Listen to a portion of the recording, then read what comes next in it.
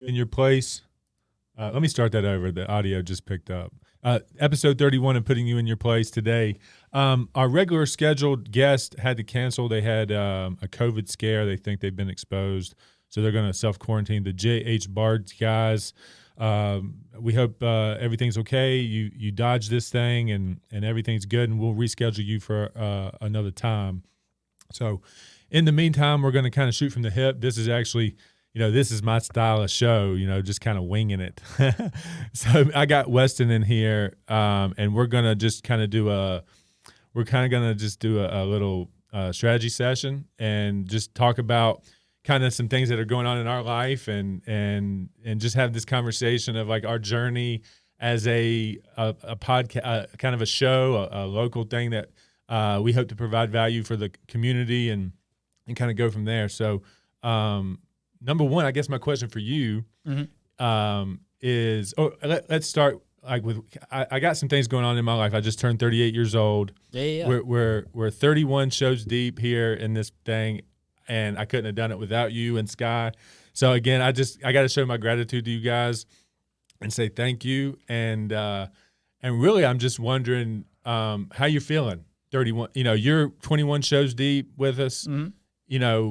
What are some of the things that you think are great about what we're doing? Some of the things maybe you think, we're still trying to get to. And,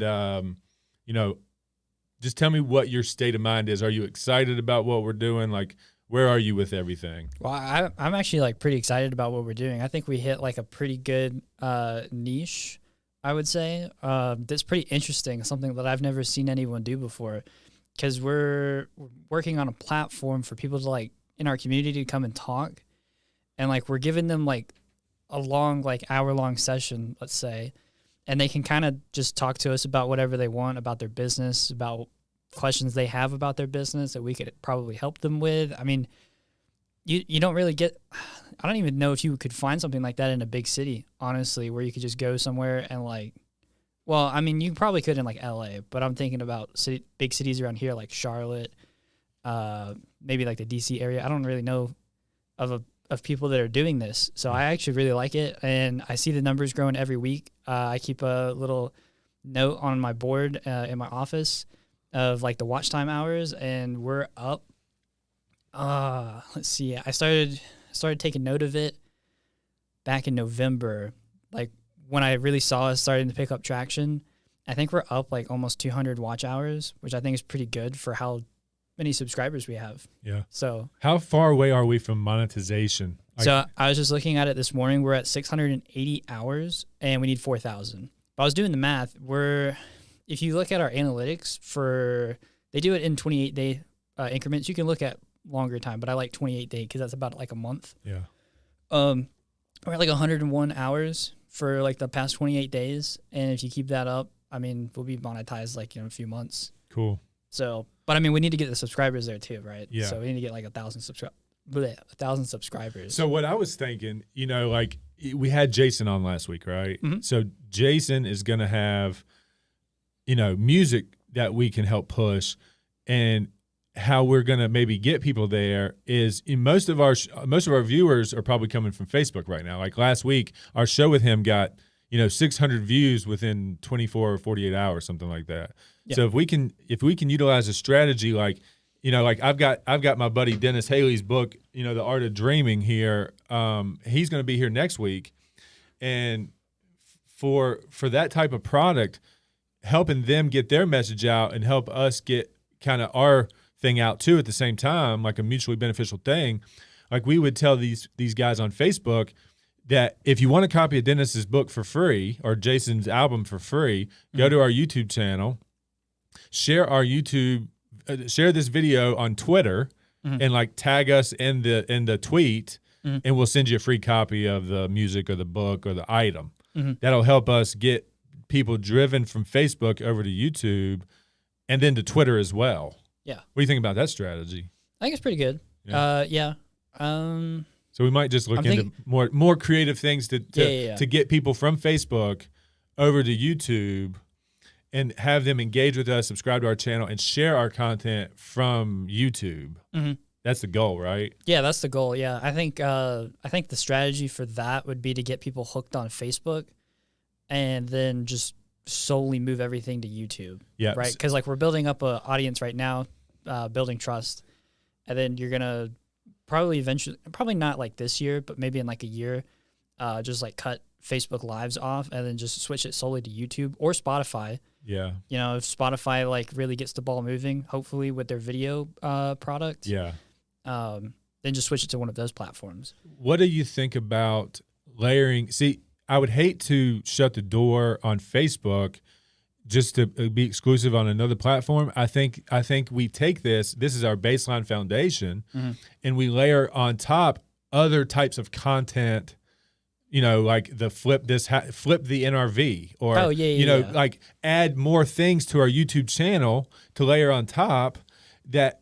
So we're not ripping away our most interactive, like highly viewed platform for this show, but we're bringing more value to YouTube. We're putting better, more interesting, you know, more time-tested content on YouTube. The thing is like, where do you want to see the numbers? Do you want to see the numbers on Facebook, or do you want to see the numbers on YouTube? Because if you put it on both, the numbers are going to go to wherever the most attention is. Yeah. So I think that's where micro content clips come in handy, because like you give them a taste, and it's like, oh, if you want to see the full thing, go over to YouTube, because that's where you want to see the numbers grow, is on YouTube. Gotcha. So it's not that I'm saying like, oh, don't live stream on Facebook anymore. Like you can totally live stream on Facebook, but I think if you grow a podcast to a big show, you'd want to put it all in one place. Yeah. But you can still do like live streams of like, I don't know, you come up with another like content series or something, and then stream it to Facebook. And just, you know, these are the types of debates and conversations that lead to action and success. So, you know, we will continue that conversation, no doubt. But I do like the idea of, once we get monetized on YouTube, you know, dive in deeper onto some of the things that, you know, we really have passion about, you know, other than like, you know, bringing a guest in and talking to them. Like, you know, maybe that guest that we talked to, we talked about this, you know, we go to their business, we do a tour of the business, we walk around with them, and they can also see that on YouTube. So so, you know, debatable on if we're going to shut down one of the places we live stream the show, but we do absolutely have to create exclusive content that's only going to live on YouTube. Yeah. Eventually. So YouTube is then a better value for people to go to than Facebook. Even though Facebook, you know, right now in our show, is the dominant. thing. Yeah, no, for sure. And I think YouTube is more of like a video library instead of Facebook, which is why I'm more adamant about moving the podcast to YouTube or Spotify, because those are more like longer entertainment platforms, and Facebook's sort of like a scroll really fast, consume fast content kind of thing, which is why you see a lot of people do like micro content pieces on like Facebook or Instagram or something, and then drive them somewhere else where they can view like a longer piece of content. Right. So that's definitely a topic we got to keep talking about and keep putting ideas behind, because I think we have plenty of clients that could do the flip this house, flip NRV type of content. We just got to get to the point where we can staff that and actually execute that at a high level. Yeah. I think sponsors would be like the key mover on those. Whereas like you get a sponsor and that money goes to like paying the person to be on the show, and then hiring like a camera person. Yeah, it pays for the production. Yeah. Yeah. Yeah. Well, I mean, you would want to like pay that person too that's like flipping the house, because they're like the star of the show. Well, they're also I mean, that could be something that we could do if it's a hit. Our buddy Jason Grubb, like if he wanted to be a part of something like that, it would be good for him because we're getting him in the deal. We're getting him exposure of the guy to turn to. If you've got a distressed property, that's going to get them value without being actually a paid participant. But if if it comes to that and it's a success, then then we got to have those discussions at that time. Yeah, well, I mean, like, see, you're talking about like starting like you're talking about like moving from a YouTube channel to more of like a network TV show. Yeah. I can tell you right now, the people on like HGTV that are flipping houses, they're also getting paid on the back end for being the star of that show. Right. So when you do that, like that's kind of like the move, and then HGTV makes all of their money from advertisements that they run in between. So that's where the money goes. And you just take the same strategy and you just apply it to YouTube. That's true. That's just where all the eyeballs are going now. Yeah. So it's that's how I would recommend doing that until something, revolutionary comes across. So then you change up your strategy. Right. But yeah, this is just fun. It's fun to just be trying it, you know? No, for sure. And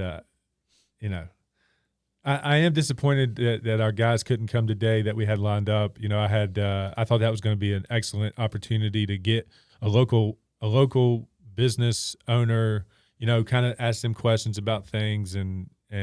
So I really hope you guys out there will reschedule with us so we can have that conversation. They really want to come back. They said that they could have done a Zoom call today, but they really want to come in person instead and have like an in-person conversation. So they do want to reschedule. We're just waiting to hear back. Right. So, yeah.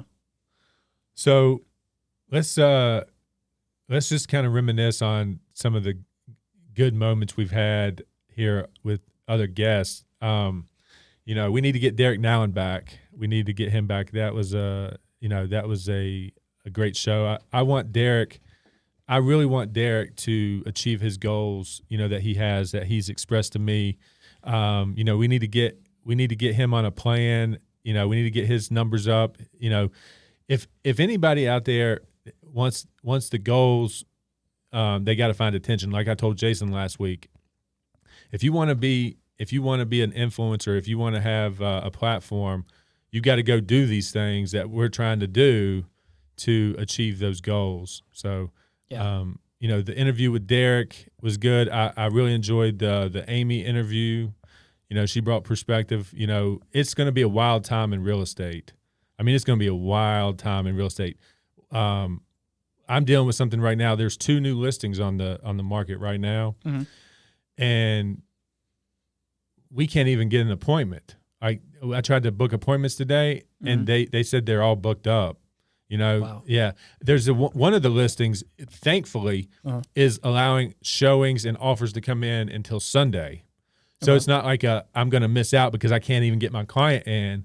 On the one deal, though, I don't know the agent strategy. Like, are they just going to take the best offer that comes, the first come, first serve? And I can't even get in to show the property.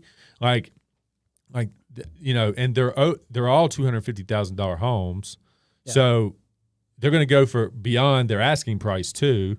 So, the real estate world is just going to be, it's going to be out of control. Yeah. I mean, that's what I was telling you like last year. I was like, I don't know what 2021 holds, but it's going to be pretty wild. Yeah. So, cause I don't know about I just keep seeing like all these like COVID things come in, and it's like, things are just like getting delayed and delayed. Like, I know like one thing that is affecting all the people in my life are like student loans. I think they got pushed back to like September or something like that.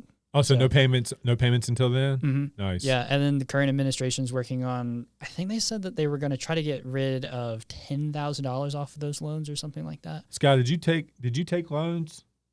No, thank goodness, no. Well, honestly, you might be kicking yourself from not taking loans if they're going to give forgiveness. How do you feel about that situation? Oh, I'm poor. I grew up in a trailer park, so FAFSA paid for my education anyway. Gotcha. Yeah. Well, I'm just saying, like, you had to go collect cash and paid cash for your education, and when somebody comes in and they went to Sallie Mae for their money and they get that $20,000 forgiveness, I would just kind of be upset that I grinded for my education, and then these other guys got a $20,000 forgiveness, and they were actually financially better off than I was. You know what I mean? That would be my take on it. Yeah. I sure wish I didn't have to pay for all those textbooks, though. That was all out of pocket. And that was not cheap. Right. Yeah, that sucks. Yeah. Thank God Bill Gates exists, because he's got like a website or something where a bunch of textbooks are like free for college students. I don't remember what it's called, but Yeah, that's pretty cool. So, Interesting. because he's one of those people who's like education should like be available to everyone. So he created a website to do that. So I don't know if every textbook's on there, like all like the newest stuff, but there's a lot of textbooks on there. Right. Right on. Well, you know, we're just kind of shooting from the hip today. You know, we've had I'm just going to reiterate, you know, we've had a guest kind of cancel on us here due to you know, COVID exposure scare, and we're just kind of shooting from the hip. And, you know, again, we just appreciate everybody that's watching us. We want you to go over to our YouTube channel, you know, to our Instagram, and give us a follow there. We have the goal of, you know, really trying to make an impact here, and those channels are the most important to us. So if you made it this far here in the show, if you'll jump over to YouTube, if you'll jump over to our Instagram and follow us over there, we really appreciate that. I guess, you know, our future on this show looks really, really bright. You know, we've had you know, we posted something on the local groups here, Everything Christiansburg, Everything Blacksburg, and we asked people of the community to come join us and come talk to us about their thing, and we've got a lot of people lined up, you know, and so tell us who we got lined up here for the next couple weeks. Oh yeah, hold on, let me pull up the list real quick. Yeah. And then we'll just talk about these people. We'll talk about these people and you know, kind of do a preview of who they are and why we're excited to talk to them, and just so you kind of know where we're headed in the next few weeks. All right, so you scheduled Dennis Haley for the 2nd. Okay, let me just tell you about Dennis. Dennis is a Roanoke Valley, New River Valley legend. He is a Salem High School Hall of Famer. You know, he probably still holds records there. You know, every year he played football for them. They won a state championship, I believe. He made it to the NFL. He went to college at UVA. He played linebacker. He went to the NFL, and he played a few years with the Baltimore Ravens. He actually is back in the community now, raising his family. He's got 3 daughters. He's got a great wife. He is a great example of the man you know, anybody would want to be. And I'm super proud of Dennis, and I'm honored to have him on our show next week. And I hope it goes well. You guys tune in. We're going to run some sort of promo for his book. You know, again, we're going to drive you to YouTube, and you're going to share our video on Twitter or something. We're going to come up with a strategy this week on how we're going to move more of Dennis's book, because his word needs to get out there, and we want to help him do that. So that's how we feel about Dennis. We're excited to have him on. And Dennis, you know, if you're watching this, man, thanks for allowing us to get some of your time. And we hope you stay safe this week, and we can have you over here next week. Yeah, for sure. Let's see. You also scheduled Chris Smith for the 9th. Yeah, Chris Smith is a guy I've partnered with. He is the, I guess, founder of Curator, one of the founders of Curator. He is a huge influence in my life.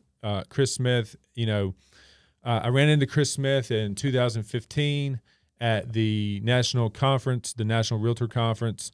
He was one of the guest hosts over at the Homes.com booth, and I sit down and listen to him speak a couple times. I bought his book, The Conversion Code, that eventually led me, you know, I liked the guy so much, and I believed in what he was saying so much that I'm willing to spend, you know, over $2 or $3, I think it's maybe $3,000 a month on the product and services that he offers. So, you know, the amount of leads, the amount of opportunity, all the things that he's influenced me into is a direct cause of the success that we've had in my real estate business. So Chris Smith has been made a huge impact on me and my business, and helped me scale my business to, you know, I think in 2020, I was the 5th ranked agent in the New River Valley Association, and Curator is one of those companies that helped me get there. Yeah, so for sure. Yeah, so that's what's happening. What is that, the 9th? Yeah. The 9th. Wait, hold on. Before I say yes. Yes. Yeah, 9th. February 9th, we're going to have Chris Smith in. It's going to be a Zoom call because he's down in Orlando. Yeah. So tune in for that, and that'll be our that'll be our, I guess our second Zoom call. Our second Zoom call interview, or third maybe. It'd be Third, yeah, yeah. the third Zoom interview. Yep. Yeah. And then we got Paige Goodwin coming on the 16th. She's from Dance Tech. Okay, Dance Tech, yeah, Mhm. yeah, I'm familiar with her. I don't have any background with her, but I know the community. What she's been in the community for a while, and the community loves her. And I just want to talk to her about how her business is affected during COVID, and how we can help support her business in this time. And I look forward to meeting her and getting more background on her. And I'm really excited about the people I don't know. Mhm. The people that I don't know that come in and want to be a part of it. I'm almost a little bit more excited about that because then that starts a new relationship. Everybody else so far I've had a deep relationship with. Mhm. So creating these new relationships is really exciting. So I look forward to having her. And that one's 16th. 16th. Yeah. Yep. And then I guess like the 23rd of February is still kind of up in the air as to who we're going to have on. But like there was Jason Hudson and Jason Hardy from J.H. Bard's Spirit Company. Yeah. I offered the 23rd to them. Yeah. Because we're kind of just doing like a first come, first serve Sure. kind of deal. Yeah. And then there's also Cody Thompson from Aspire Marketing Gotcha. that wants to talk to you about like small business and stuff. Yeah. So yeah, we need to get them booked, and then we need to put out the post of, who else wants to come. We're starting to book in March. Yeah. That for type sure. thing. Yeah, I mean, we still have like a list of like more people that we can pull on too, I think. So these were just the ones that like showed up first in the list or the inbox Gotcha. of that form. So All right, so let's talk about how we want to interact with our people here.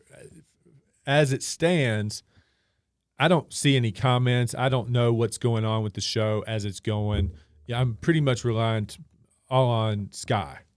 Like, is there anything that we can do, or is it just better practice that you're kind of monitoring things, and if I ask if there's any questions or what the view count is, like you just jump on and you tell me, or you interrupt to say, hey, we got a comment, or like, what do you think the best strategy is that as we're running live, that we're able to interact with our people as they're commenting things and going that route, just so they feel like, I like that interaction type thing. What do you think about that? Well, there's a number of different ways we could do it. The way we're doing it right now is, I'm just monitoring things from back here, but we do have like that giant TV right over there, so it's really easy for me to just kind of like move this over here where you guys can see it. You can see the number of viewers, comments, that sort of thing. Yeah. Number of viewers is like dropped down a lot since we mentioned that our guest canceled on us. There was like 11 or 12 people watching there, like kind of excited to see what we're doing, but then once we mentioned like, no guest this week, we're kind of just doing whatever, people tended to drop off. So yeah, That's funny. but That's all right. Hey, that's all right. Hey, honestly, number one, this is for me. This is something I wanted to do, and if people want to tune in and listen to us, that's great. We hope you do. We love you for it. But honestly, this is just something that I always wanted to do. I'm inspired by like Gary Vee and Joe Rogan and people like that. And I think eventually, we'll be where we want to be. So eventually, once we get like for future things where we have guests on and we've got like 10 or 12 viewers like we usually do, we can do things like create polls and that sort of thing. Just ask questions in the comments. Right on. And get people's feedback that way. Hey, if you're currently watching, comment down below. Just anything. Give me a comment down below just so I know who the 4 viewers are down below. If you don't mind, I just like to shout you out. If you don't mind, there, I'd like to just kind of give you a little shout out here. If you're watching here live. But anyway, this is really cool. Actually seeing this in real time, and being able to bring that up. How does that look on camera? On camera, it just looks like it normally does, except now we've got this awesome, fancy 4K TV, so that y'all can see that. And I worked a lot to get like it oriented orientated right, so we're not seeing any more patterning, like any flickering or anything like that. So Right. it looks real good. Cool. How many people are watching on YouTube? We got 2 watching on YouTube. Cool. Hmm. Probably us. Probably staff. Yep. I think like at least one of them's us. Gotcha. All right. All right. So we surpassed our goal for this month. What's the new goal? So like I guess like the next goal I had was 200 subscribers by May. But the path we're going on, like we'll hit it probably like in March or April. Yeah. Maybe, possibly, probably. It's more of a probably. And then tell me the strategy that we run the show. Tell me like the weekly strategy that you're running. Is it just like for YouTube? Yeah. Or? Okay. Just all. Yeah, just YouTube. Yeah. Okay. Yeah, I was about to say. I was like, because that's kind of long, but yeah. So for YouTube, Monday, we usually have a video that goes out as long as we got micro content lined up. Tuesday we do live stream, so that's like 2 videos already done. Wednesday I revitalized the live stream from Tuesday. I basically just go in, I like listen for like key things that you guys say over and over again. Then I try to incorporate that into the description of the YouTube video. And if I can, I'll try to put it in the YouTube title. And then basically then I'll add it to the playlist. I'll put info cards on that YouTube video, linking back to other micro content clips or past live streams that might be relevant to that YouTube video. And then I do like the end card. I have the end card set up for like subscribe, our most recent video, and the one that YouTube's determined that's the best for that viewer once they get to the end. Then what do? Then I schedule it to go out at noon. For noon, I just kind of let it grow organically, like so that way I can go and eat lunch or something. Right. And then I just put it out on like all the social medias. I put it on Facebook. I put it on like our favorite groups pretty much because they're the ones that are like blowing up our videos. Everything Blacksburg, everything Christiansburg. Yeah. I think the other one's like everything Christiansburg Uncensored is the other big one. Yeah, there's another one emerging in Radford called We Are Radford. I've seen that one. Yeah. Are you an admin of that? No. Oh, I don't think so. They might have made me one, but I don't. I'm not sure because I see things like sometimes come across your Facebook where it's like this person's requested access to We Are Radford. So I don't. Maybe we just double check that. Yeah. I didn't do too much digging into it. I don't mind being that, but I don't think I am. I don't recall. So yeah, I put it out on all those Facebook groups, and then those usually draw like a lot of traffic to our videos, which is great. And then on Thursday, I'll put out another YouTube video, and then Friday I put out another YouTube video. So 3 micro content clips, Monday, Thursday, Friday. And then Tuesday, Wednesday is the live stream / like revitalize. Okay, so Tuesday when this is over on YouTube, it actually disappears. No, I do leave it up. I do leave it up, just so if someone comes in between like Tuesday and Wednesday, I've been leaving it up. Gotcha. But then on Wednesday, I usually take it down in the morning around like 9. So you unlist it. Yeah, I just make it private. And then you edit it, and then you re-go. Yep. Gotcha. So if we have like a long like starting soon thing, or it's really long at the end, I can like cut it. Yeah. In YouTube, I try to do that really early though, because it has to I just lost the word. It has to re-render the video like, in YouTube, and that takes forever when YouTube's doing it for like an hour-long podcast. Yeah. So mentioning the start card, the start card on Facebook really. Do you think people when you see starting soon, Scott? You said people were lining up because they seen the starting soon thing, and we had like 13 or 14 people there, and then as soon as we got on and said we didn't have a guest, they all left. So I was wondering or worried that the start screen of our show on Facebook would just have people just keep blowing by us. But that's not the case, you think? Well, it's definitely not the case this week because Facebook continues to have that problem where you click go live and then it goes live, but then it like resets and it says like, oh no, you didn't actually go live. So I don't think people even saw the start screen this week. Gotcha. But, people were watching about like 10 minutes or 5 or 10 minutes in when you kind of did like, you reiterated that we didn't have a guest and they were like, oh man. Oh yeah. Just jumped off. Hey, it's what we're talking about is still pretty interesting in my opinion. But well, I mean, I put the starting soon thing there because if we don't, then they're just staring at a black screen. or Oh, us yeah, like no, fill, like, it's Well, fill no, us, like, it's fill- or it a just good jumps thing. on live and we're already into it. Oh, You know. I mean, we could do that. But Well, I don't know that we can do that unless we start the starting soon screen on YouTube and don't do that for Facebook, and then it's just a timing thing, right? So I think so. Yeah. So- No, starting soon screen is great just because it allows me to like check everything before Yeah. we actually roll the intro and that sort of thing. right. Just That to make makes sure the sense. stream health is good. But a 3-minute start screen on Facebook, I would think people on Facebook will just blow past that. Yeah. Yeah, I mean, maybe we could, like what we might want to do is just kind of add some music to it. That's what like a lot of other YouTubers do is they just have like Yeah. a starting soon thing and then they do a countdown. Yeah. Yeah. We That should way get people don't know how long they're waiting, or they know how long they're waiting.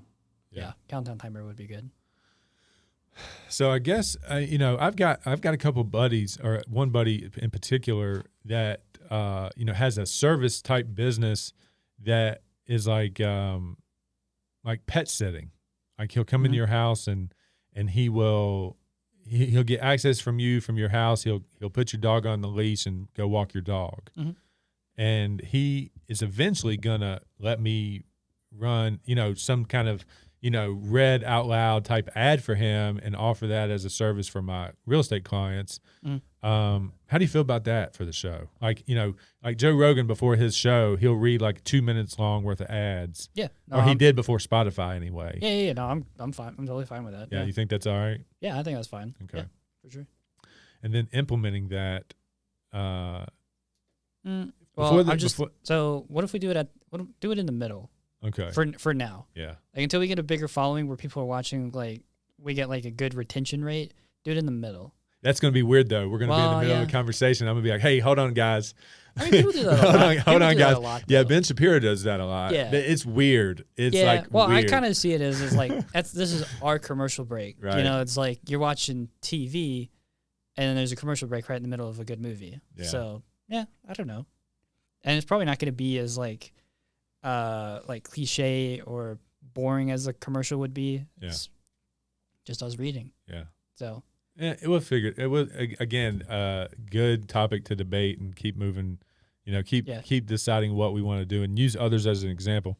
I mean, that's all I've done in my real estate business in this podcast thing is I've looked at others. I've looked at others and how they're doing things, and I observe what they're doing, and along with y'all's input, we've just tried to put that in place.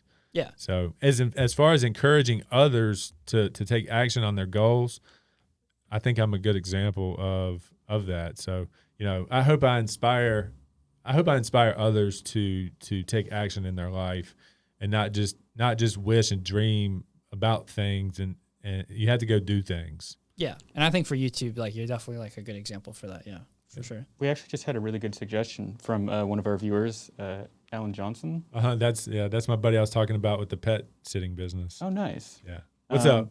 Yeah, he was saying that we should roll pre-show clips from future guests during the countdown. Yeah. During Let's make like a little. I can make like a little small box for for you to like overlay a video. Yeah, so we could Yeah, I still can say show- starting soon, but then it could show past clips. Yeah, that's a great Yeah, idea. That is a we could do great that. idea. Or if it's counting down, we have like a future guest or like a guest for that episode coming on. We can just roll like a video of like who they are and that sort of thing. Yeah, That's a good idea. AJ's an idea guy. He's kind of like me. Yeah, I've only seen like a couple people do that. So yeah, we should definitely do that. Good stuff. Well, I mean, we got about 45 minutes in here. I think, I think that's pretty decent.